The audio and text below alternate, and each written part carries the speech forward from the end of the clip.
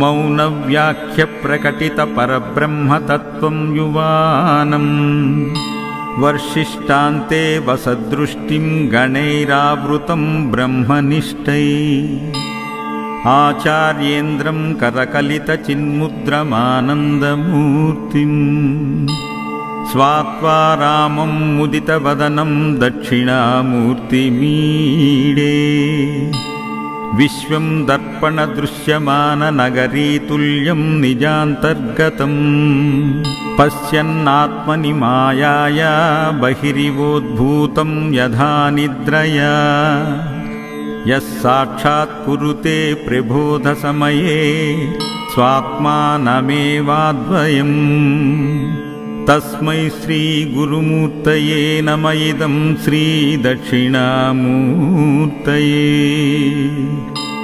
बीजस्यान्तरिवाङ्कुरो जगदिदं प्राज्ञिर्विकल्पं पुनः मायाकल्पितदेशकालकलना वैचित्रचित्रीकृतम् मायावीव विजृम्भयत्यपि महायोगी वयश्चेच्छया तस्मै श्रीगुरुमूर्तये नमम्यिदं श्रीदक्षिणामूर्तये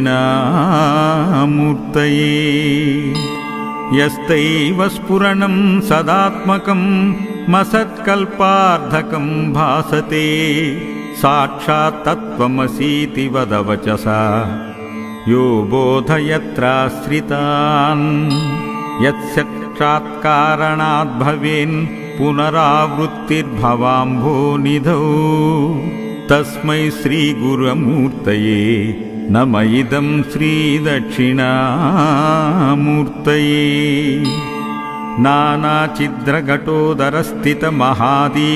नानाचिद्रघटोदरस्थितमहादीपप्रभाभास्वरम्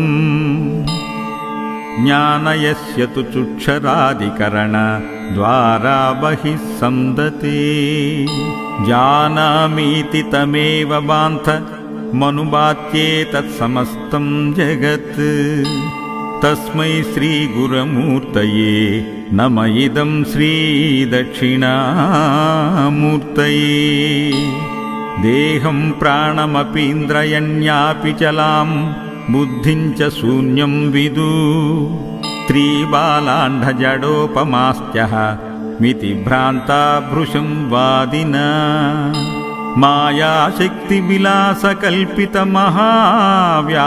मायाशक्तिविलासकल्पितमहाव्यामोहसंहारिणे तस्मै श्रीगुरुमूर्तये नमः इदं श्रीदक्षिणामूर्तये राहुग्रस्तदिवाकरेन्दुसदृशो मायासमाच्छादनात् सन्मात्रकरुणोपसंहरणतो यो भूत्सुषुप्तपुमान् जागृत्यप्नमिति प्रबोधसमये यः प्रत्यभिज्ञायते तस्मै श्रीगुरुमूर्तये नमः इदं श्रीदक्षिणामूर्तये बाल्यादिष्यपि जाग्रदादिषु तदा सर्वास्वस्थास्वपि व्यावृत्तास्वनुवर्तमानमिहमित्यन्तस्फुरन्तं सदा स्मात्मानं प्रकटीकरोति भजतां यो भद्रया मुद्रया तस्मै श्रीगुरुमूर्तये नमः इदं श्रीदक्षिणामूर्तये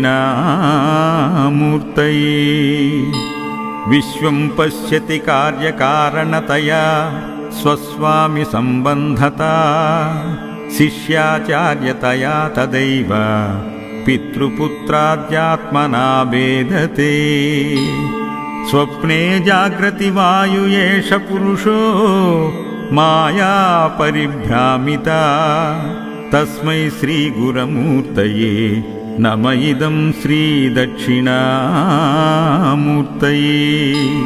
घोरं भास्यनलो नीलोऽम्बरमहर्नादो हिमांशुपुमा नित्या भाति चराचरात्मकमिदं यस्त्वैव मूर्त्याष्टकम् नान्यत्किञ्चन विद्यते विमृशतां यस्मात् परस्माद्विभो तस्मै श्रीगुरमूर्तये नम इदं श्रीदक्षिणामूर्तये।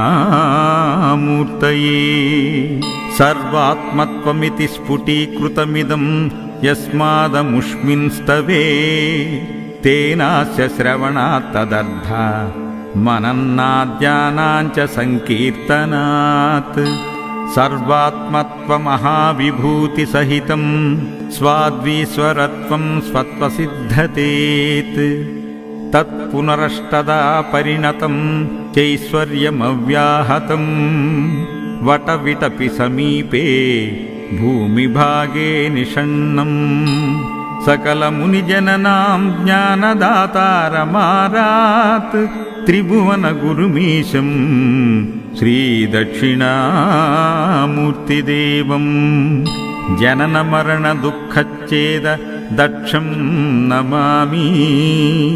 चित्रं वटतरोर्मूले वृद्धा शिष्या गुरुर्युवा। गुरोस्तु मौनं व्याख्यानां शिष्यास्तु छिन्नसंशया।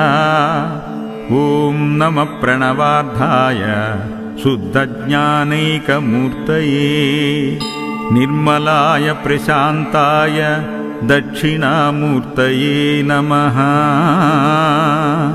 गुरवे सर्वलोकानां भिषजे भवरोगिणां निधये सर्वविद्यानां दक्षिणामूर्तये नमः। दक्षिणामूर्तये नमः। दक्षिणामूर्तये नमः।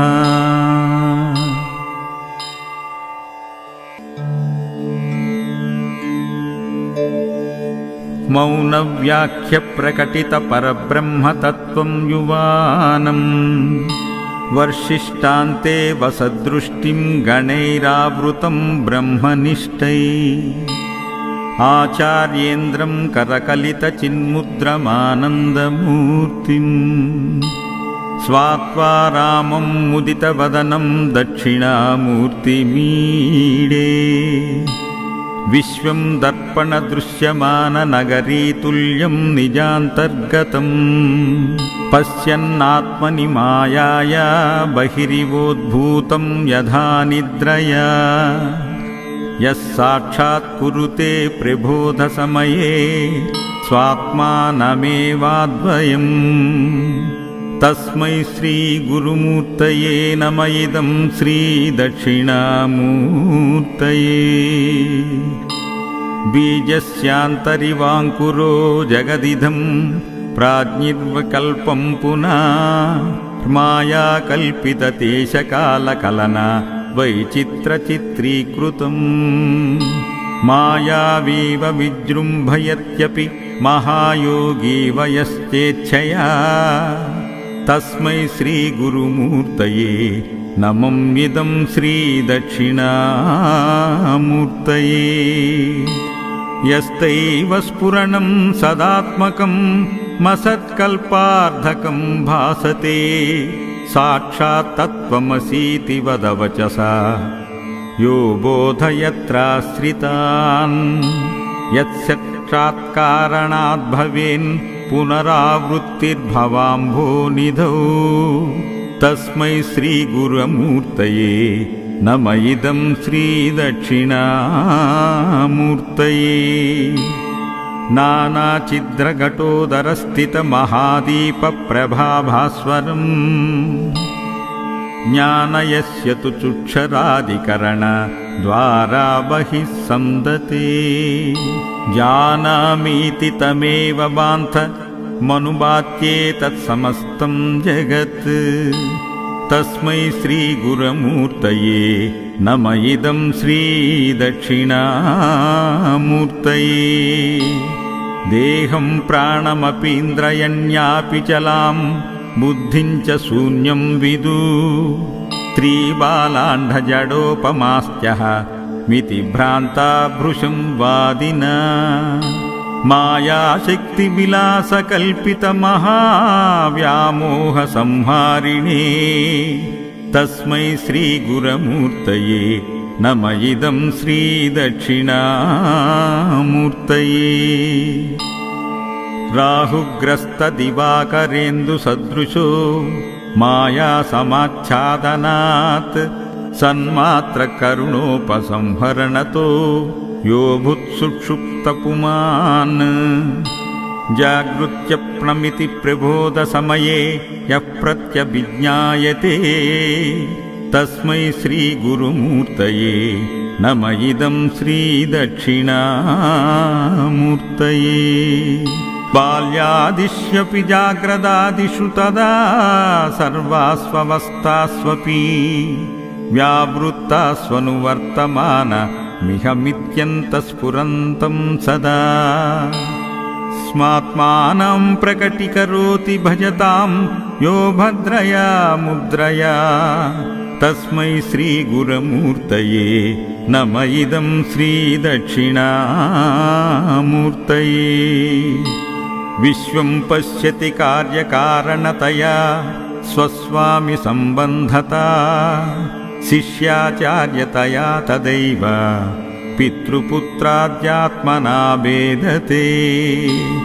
स्वप्ने जाग्रति वायु एष पुरुषो माया परिभ्रामिता तस्मै श्रीगुरुमूर्तये नम इदं श्रीदक्षिणामूर्तये। घोरं भास्यनलो नीलोऽम्बरमहर्नादो हिमांशुपुमा नित्या भाति चराचरात्मकमिदं यस्त्वैव मूर्त्याष्टकम्।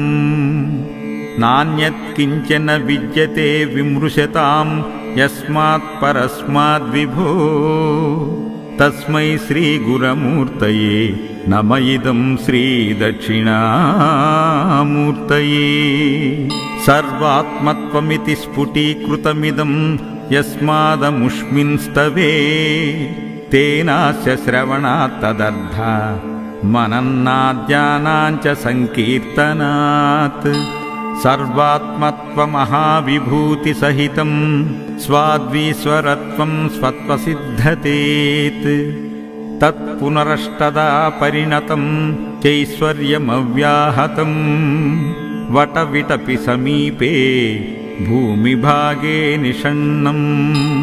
सकलमुनिजननां ज्ञानदातारमारात् त्रिभुवनगुरुमीशं श्रीदक्षिणामूर्तिदेवं जननमरणदुःखच्छेद दक्षं नमामि।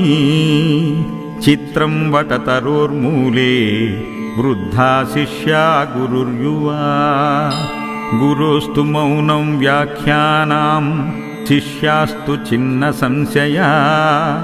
ॐ नमः प्रणवार्धाय शुद्धज्ञानैकमूर्तये निर्मलाय प्रशान्ताय दक्षिणामूर्तये नमः। गुरवे सर्वलोकानां भिषजे भवरोगिणां निधये सर्वविद्यानां दक्षिणामूर्तये नमः। दक्षिणामूर्तये नमः। दक्षिणामूर्तये नमः।